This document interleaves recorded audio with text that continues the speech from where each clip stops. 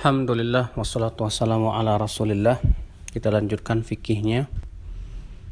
Kemudian kita bahas yaitu ma kana yaqra'uhu fi sholawat. Apa yang Rasulullah baca dalam sholat. Yang pertama sholatul fajr, sholat subuh. Adapun yang beliau baca dari sholat subuh, beliau biasanya membaca tiwalul mufassal. Apa itu tiwalul mufassal?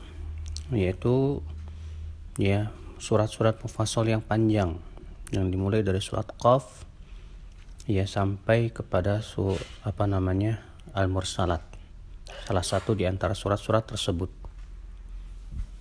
Dan terkadang beliau juga pernah membaca Al-Waqiah, beliau jadikan dari 2 rakaat.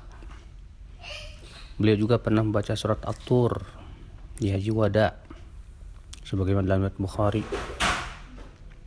Demikian pula beliau terkadang membaca surat Qaf di rakaat yang pertama sebagaimana dalam riwayat Muslim dan Tirmidzi. Beliau juga pernah membaca Idza syamsu kuwirat sebagaimana dalam riwayat Muslim dan Abu Daud. Bahkan beliau juga pernah dalam safar membaca Idza zulzilatil ardu zilzalaha, jadi 2 rakaat. Maksudnya di rakaat pertama Idza zul, rakaat kedua pun juga sama.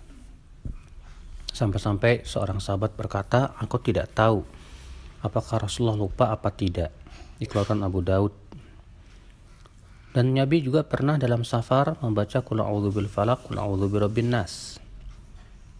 Itu menunjukkan bahwa sholat subuh Rasulullah di saat safar tidaklah terlalu panjang. Dan terkadang Nabi Shallallahu Alaihi Wasallam membaca lebih dari itu. Beliau membaca 60 sampai 100 ayat. Nabi juga pernah membaca surat Ar-Rum dan terkadang juga surat Yasin sebagaimana dalam riwayat Imam Ahmad dengan sanad yang sahih. Nabi juga pernah membaca surat As-Saffat dalam riwayat Imam Ahmad dan Abu Ya'la. Dan Nabi di sholat Jumat, di sholat subuh hari Jumat, rakaat pertama membaca surat As-Sajdah dan rakaat kedua membaca Hal Ata 'alal Insan. Dan beliau lebih memanjangkan rakaat pertama dibandingkan dengan rakaat yang kedua sebagaimana dalam riwayat Bukhari dan Muslim. Adapun salat zuhur adalah Rasulullah SAW membaca di 2 rakaat pertama sekitar 30 ayat. Itu sekitar membaca Alif Lam Mim Tanzil As-Sajdah.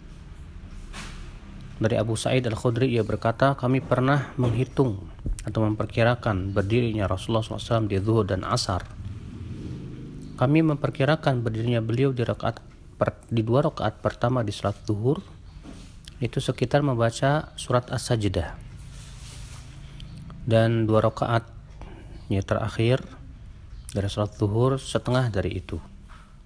Dan kami pernah memperkirakan menghitung berdiri Nabi di 2 rakaat pertama di salat asar seperti 2 rakaat terakhir salat zuhur, dan 2 rakaat terakhir dari salat asar setengah dari itu. Dan terkadang beliau salat zuhur membaca was-sama'i wat-tariq, was-sama'i dzatil buruj, wal-laili idza yaghsha, dan yang sejenisnya dari surat di dalam riwayat Abu Daud dan Tirmidzi. Dan juga Nabi terkadang membaca idza sama'un syaqqat di salat zuhur sebagaimana dalam riwayat Ibnu Khuzaimah.